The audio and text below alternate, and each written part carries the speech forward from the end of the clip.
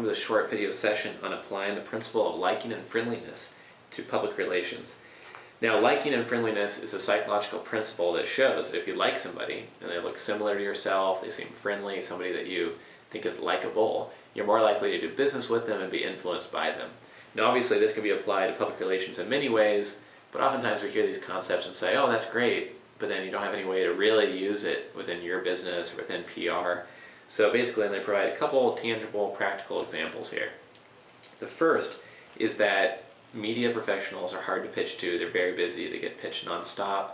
Everything seems the same. One way to get across to them is to act very similar.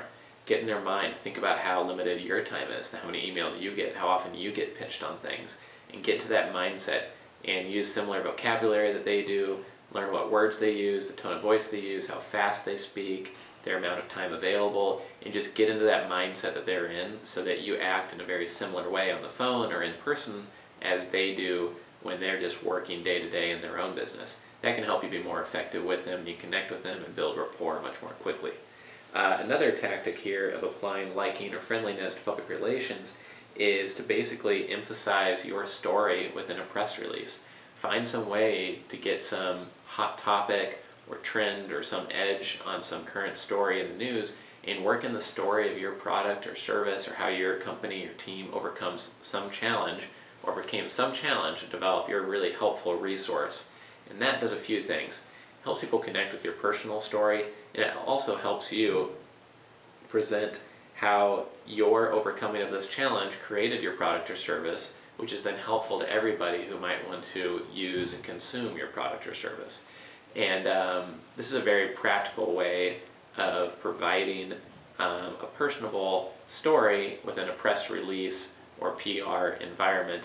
And it can work very well because most people send out press releases about hiring somebody, about a new product launch, very dry topics that are not personable at all and don't lead to something beneficial to the person reading the press release. Where in this case, you're telling a story and then presenting a helpful, free to access or inexpensive resource that's really going to help somebody.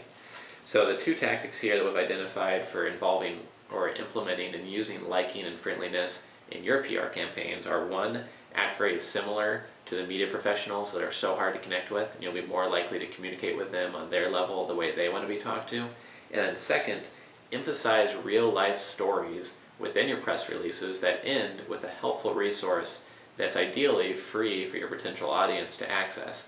That way you're being personable, telling a real life story, and getting them involved with your company and providing something of value, which everybody likes. So I hope you enjoyed this presentation on using liking in your PR business. And again, this is businesstraining.com, where you can earn master's level qualifications to make more money.